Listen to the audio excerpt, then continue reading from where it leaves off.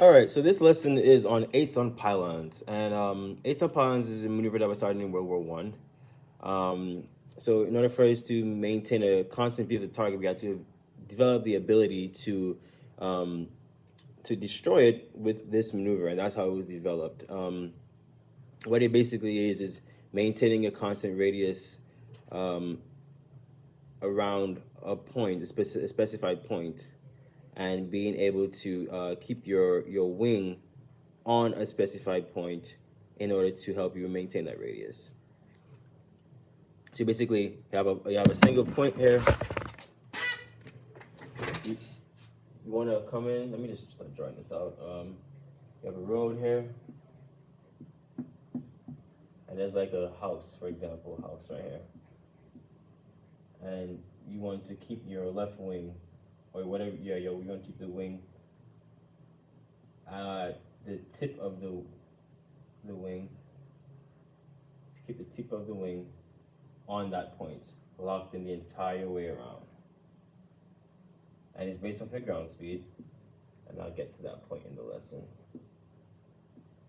But what you're essentially doing is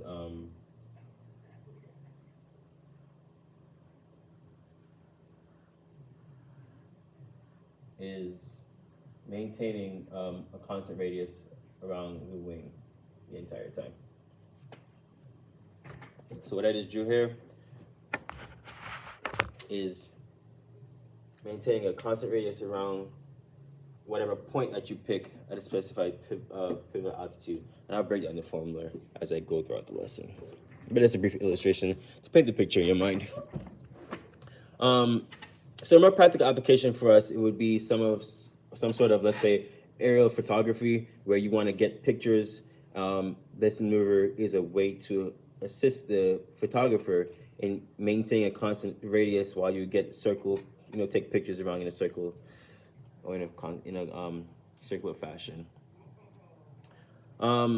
It's an advanced maneuver in which a pilot's attention should be directed and maintained by selecting a pivotal altitude or pivotal position, and based off of the pylon. And what we call a pylon is this, which is a point. And it's an outside reference maneuver, so your eyes will be looking outside of the cockpit. And this maneuver itself involves flying the plane in a figure eight. So once you're done with this maneuver, it ends with a figure eight, because what's going to happen is once you start coming around and you get to where you're back on that point, you're now going to continue flying straight and then coming back to another point here, about 3/4 mile down, you're going to pick another point right here, and you're going to continue that flight path. Once you reach about here, you're going to start cutting. And once you get aligned with the point, you're going to start making the 8 again. And so once you're done and you exit on the 45 to the downwind, it looks like a figure 8. So that's what we call it, 8s on pylons. But we'll get to that step by step. So the maneuver itself involves flying a plane around in a figure 8 at around 2 selected points or pylons on the ground. However, no attempt is made to maintain a uniform distance from the pylon. So what you're doing is you're going to be able to, while you're in that turn of the initial turn, is based on the ground speed and your pivotal altitude. And if, let's say, for example, you're getting blown by a tailwind, you want to be able to pitch back up, pull the yoke back to increase the pitch. And what that does is helps you not to blow past your point, but to maintain that line, that coordinated line from your wingtip to your pylon. So you're basically flying at a precise altitude and airspeed that align parallel to the airplane's lateral axis. The lateral axis is extending from the pilot's eye, and that appears to pivot on each of the pylons. So why do we do this maneuver? The objective of this maneuver is to develop the ability to maneuver the airplane accurately while dividing your attention between the flight path,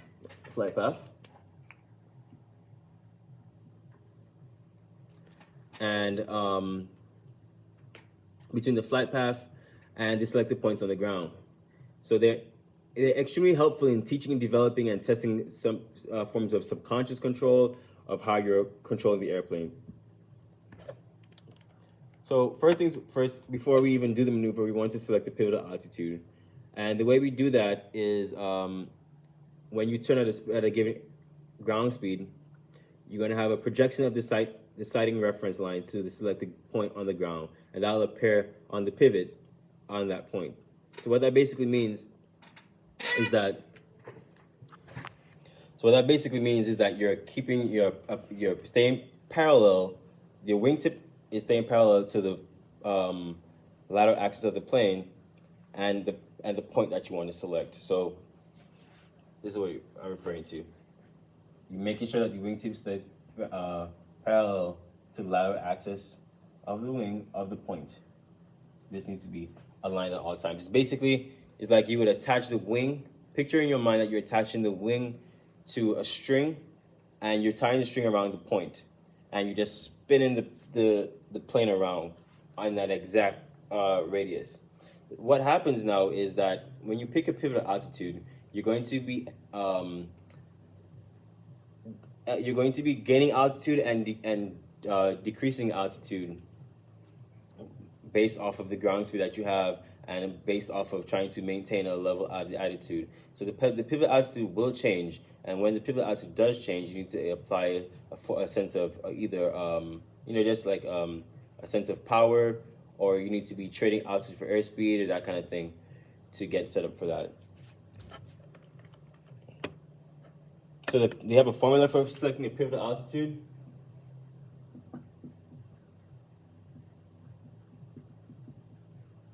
And that would be your ground speed. You're going to square your ground speed and then divide it by 11.3. So let's say your ground speed over the ground is 80 knots. You're going to square your ground speed at 80 knots and divide it by 11.3. So let's do some math here real quick.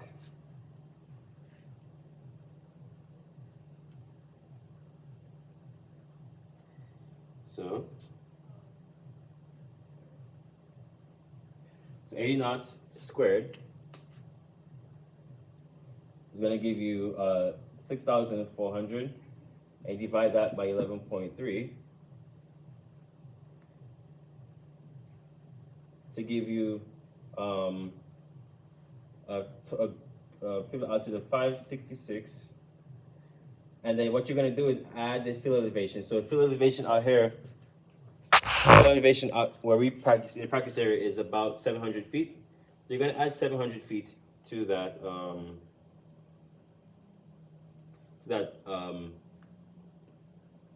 figure that you got here for 566, and that'll give you a pivotal altitude of 1,266 feet. I like to round up, so that'll be, let's call it just 1,270. And that'll be our starting altitude.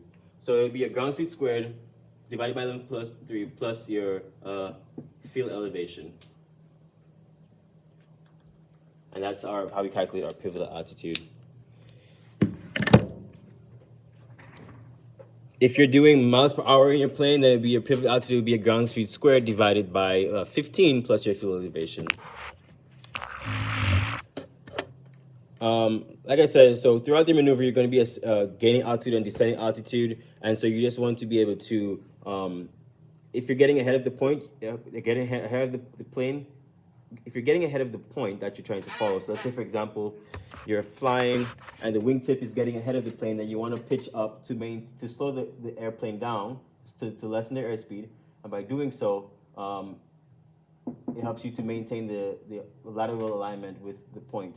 If you're getting behind the plane, then you would want to pitch forward to allow you to gain more airspeed, and that helps you to catch up to the point where you want to be at. You also need to be corrected for wind. So at this point of the maneuver, for example, where you have a crosswind now, you want to be able to, the point where you have the highest amount of ground speed, you want to increase your bank, and where your ground speed is the lowest, you want to decrease your bank.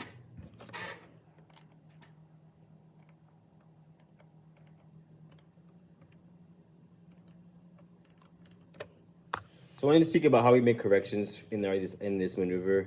We will be above our pivotal altitude when we first start, and we want to get down to our pivotal altitude before we start the maneuver. So the wing will appear to be moving backwards across the landscape, and so we have to descend to our new pivotal altitude and maintain the reference line to that pylon. So wherever we start off is not where we're going to end up. Whenever we descend, we increase our airspeed slightly, and as we increase our airspeed, we also increase our pivotal altitude. When we descend down to the pivotal altitude, is coming towards us. So descend down to the pivotal altitude. So if your point moves forward, like I said, you're going to apply forward pressure. If your point moves backward, you're going to apply back pressure. That helps to decrease and increase the airspeed to be able to catch up and stay in alignment with the pylon.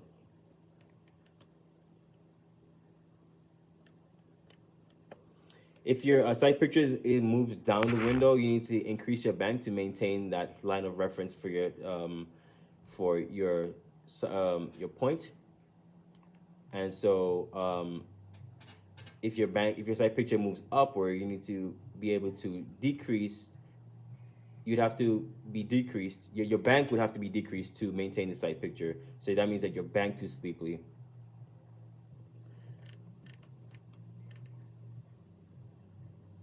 So corrections to wind. The greater the wind speed is the greater of the variation in the maximum pivotal altitude. So the faster you have wind speed, let's say you're flying at 50 knots and it increases to 25 knots, then you're going to have a greater variation between your maximum and your minimum pivotal altitudes. So that's going to, one, increase your rate of climb. And so just take into consideration, if you have getting strong winds, you're getting closer and closer to the ground, then you might want to, leave that maneuver, get yourself back safely established, and probably get to a higher pivotal altitude, or configure yourself to where you can calculate a better pivotal altitude to where you're not getting too close to the ground. So entering the maneuver, we have sometimes we need to start between VA or close to VA. Here at Purdue, we do 100 knots. We trim and get ourselves in alignment with what altitude and pivotal altitude that we want to descend down to. Enter we have to enter 45 degrees to the downwind. So here on this picture, I do the plane on the we have a tailwind, so I do the plane on the downwind of the point. So this is what we consider downwind. And so you want to enter the maneuver on 45 degrees to the downwind.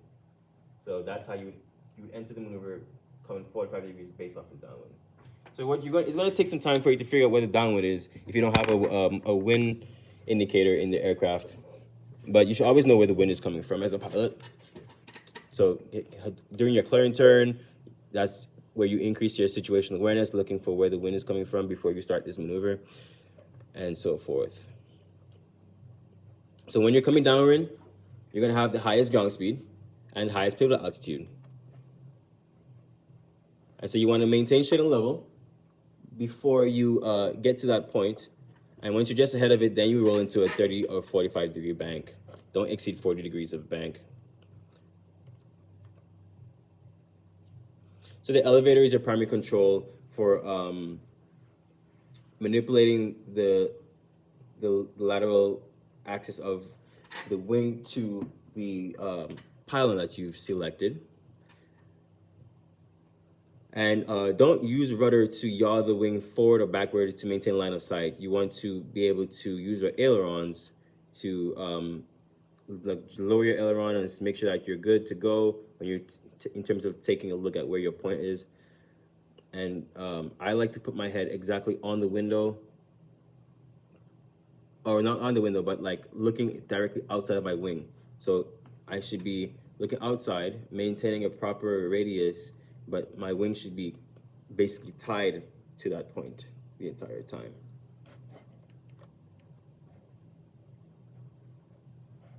When you're coming back into the turn on this side, you're gonna have a greater ground. You're gonna have a lower ground speed, and the headwind causes you to have a lower ground speed. And so when you have a lower ground speed, your pivot altitude will decrease, and so you need to be able to. What's going to happen is that you're going to start getting behind the plane. You're going to start getting behind the point. Excuse me. When you come around here, you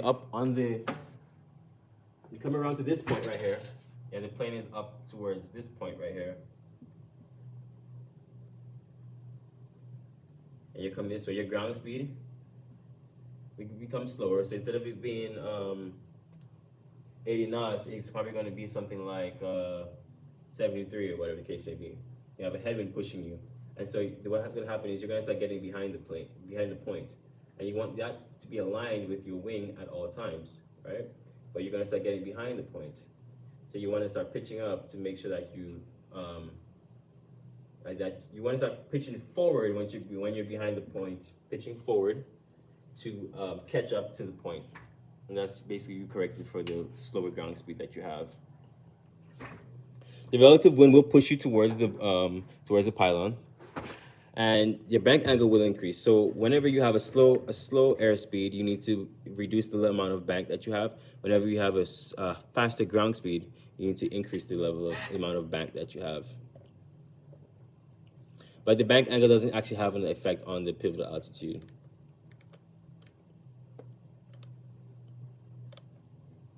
And so you're going to do this once, and once you come around, you're going to exit on a 45-degree angle from the downwind. You enter on a 45, you exit on a 45, you come around, you do the same thing, but you hold level for about 3 seconds once you get past this point. So the entire time you're keeping the wing coordinated and in alignment with the point all the way around, correcting for wind. So at this point, down here towards the south side, you're going to start increasing the amount of bank that you have because you have a faster ground speed. Once you get to start turning, you want to start shallowing out the bank, and because your ground speed is decreasing. And then once you get to that point, depends on where you're at in this maneuver. If you're behind the plane, you want to push forward. If you're getting ahead of the plane, you want to start pushing back. It's like brakes, right? It's just basically like brakes. And then exit on a 45 to the downwind. 45 degrees to the downwind. So exit so until you get to the other point. And then you're going to fly level here. Your wing should be level at this point right here until you get in alignment with this point, with the other point that you selected, which is about a distance about 3/4 miles from the last point that you did. Once you get in alignment with that, then you immediately start to roll yourself into that bank, and the same procedure applies to where now you're going to have a headwind, so you're going to have a slower ground speed, let's say about 65 knots, and you want to shallow out the bank here. But when you start getting on this point here, your ground speed might go back up to 80 or go back up to 90 or something like that. And that's where you want to increase the amount of bank that you have in this sector of where the plane is going, this sector right here, like so.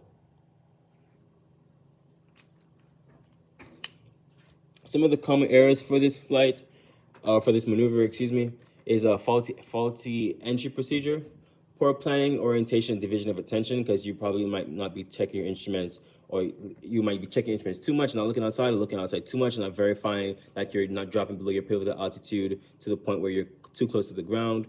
Like I said, your pivotal altitude will increase and decrease based off of the ground speed that you are flying. And so just like dividing your attention between flying the plane and verifying instruments. Uncoordinated flight control application and an improper use of line of sight might be another reason why you would mess up this maneuver. So just be conscientious of that. If you're only applying rudder to main line of sight instead of using your ailerons, then that's another common error. And also not entering and exiting the maneuver 45 degrees to the downwind. So it's a very important maneuver. It helps you to divide your attention and helps you to use the control the elevator and get your technique of the ailerons, banking, and controlling the, increasing and decreasing your aircraft to maintain a point based off the ground speed that's happening. So it helps to bridge the gap between all of these types of maneuvers and understanding wind, understanding pivot altitude, understanding how to maintain a radius, constant radius around the point, and just teaches the student how to engage in these procedures. So, and correcting for wind as well. So that is the 8 on pylon lesson for today.